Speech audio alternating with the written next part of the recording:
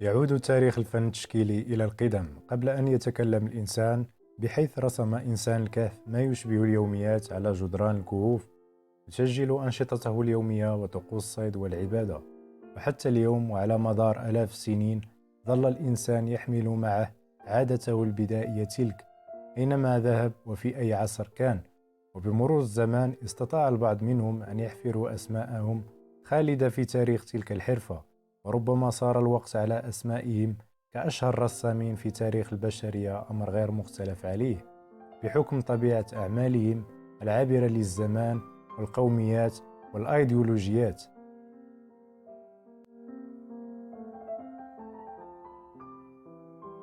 الفرق ما بين الرسام المحترف والرسام الفنان: طبعا هناك فرق كبير بين الفنان والرسام والإنسان العادي أيضا.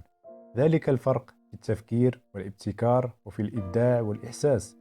الرسام يرسم اللوحة كما هي في الحقيقة، بينما يعطيها الفنان من روحه.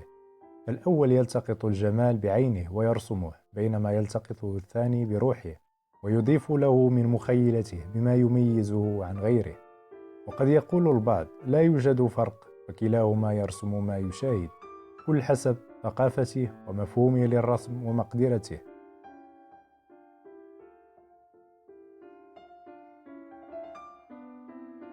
أنا أرى أن الرسم موهبة موجودة أو يولد بها كل إنسان، ولكن بنسب متفاوتة. أما عند الفنان فنجد نسبتها عالية جدا، لأنه يمتلك الإحساس والخيال، ومع تجارب وتحديات الحياة تجعل الفنان يبدع أكثر رغم قساوة الحياة في بعض الأحيان.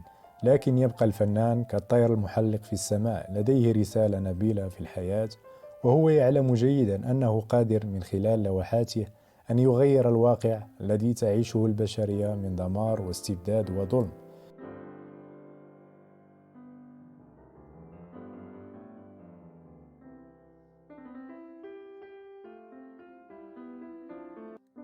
فالرسام يتخذ الرسم مهنة وهواية، يمتع المشاهد بلوحاته وألوانه التي تقترب من الواقع، بينما الفنان يهوى ويعشق، فيرسم ليمتع ويبدع من خياله أو من حياته أو من محيطه، حيث أنه لا يستسلم لنتيجة قد تظهر بالصدفة، ولكنه يستغل هذه الصدفة بذكائه البصري ليدرجها ضمن أفكاره وأهدافه.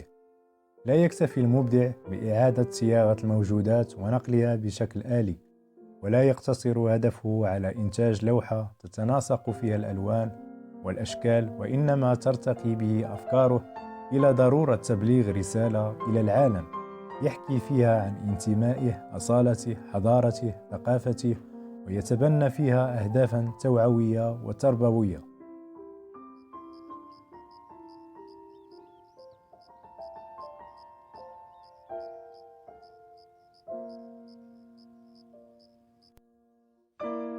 كل فنان يستطيع أن ينقل ما يراه بصدق مشاعره وموهبته، فينتج لوحة جميلة تتحقق فيها القيم الفنية والجمالية من تناسب وتناسق الألوان والأشكال وتوازن بين الكتل والفراغات إلى آخره.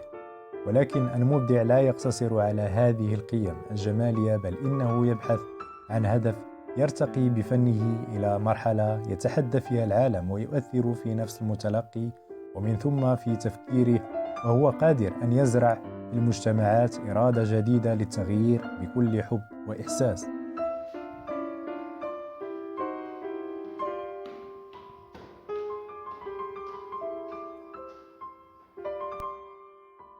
ومحاكاتهم فنقول قلد أو رسم تلك الشجرة أو ذلك المنظر الطبيعي بإتقان، فهو رسام جيد، ولكنه لم يصل إلى درجة إبهار المشاهد وإدهاشه، لكونه لم يأتي بجديد على الرغم من تناغم الألوان وزهوها وجمالها. بينما الفنان يغوص في أعماقه في خياله، فيأتي بالجديد المبتكر المتميز ببصمته الفنية الخاصة به، يصنع لوحاته بصدق وكل حب، لكي يقول ما لا يستطيع اللسان قوله، لنرى ما لا تستطيع العين رؤيته، ما بداخل الإنسان. كما نقول لا أريد رؤية وجهك، أريد رؤية ما بداخلك.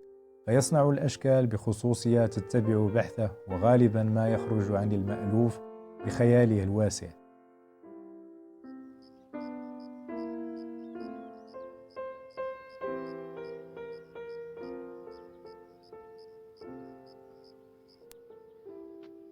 وفي كل الأحوال الفن يعبر عن رقي الشعوب وتحضرها، وهو أكثر من رسالة إنسانية.